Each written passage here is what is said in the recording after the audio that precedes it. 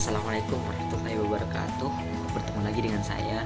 Kali ini saya akan menjelaskan tentang metode penggalian dan penemuan hukum Islam. Hukum Islam, perspektif Islam, usul fikih. Metode penemuan hukum disebut dengan istinbat, yaitu metode mustahid dalam menurunkan hukum dari dalil-dalilnya.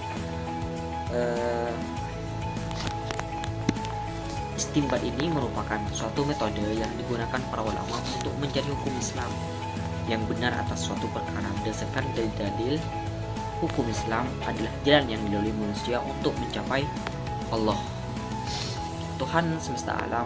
Hukum Islam itu atau hukum syariah mencakup segala jenis hukum atau peraturan yang dimaksudkan untuk mengatur segala urusan umat Islam ketika berhadapan dengan dunia dan akhirat.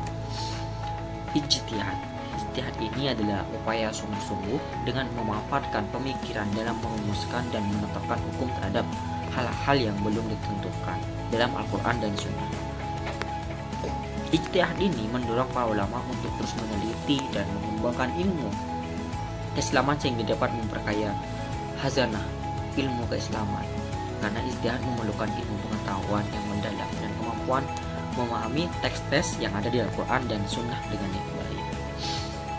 Syarat-syarat ijtihad itu ada 3, yaitu memahami ayat-ayat hukum Al-Quran, dan yang kedua memahami hadis tentang hukum, yang ketiga memiliki pengetahuan atas cara penerapan dalam bentuk argumen.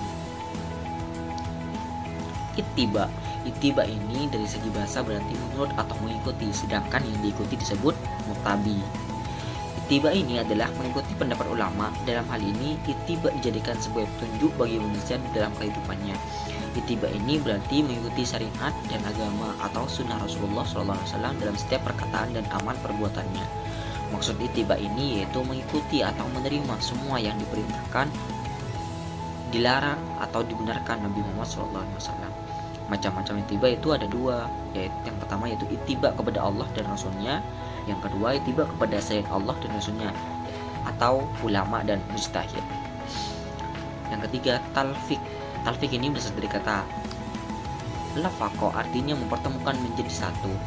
Talfiq ini artinya menggabungkan pendapat ulama yang satu dengan pendapat ulama yang lain, yaitu berkumpulnya taklid antara 2 imam atau lebih dalam tindakan-tindakan yang mempunyai asas atau satuan yang saling berhubungan.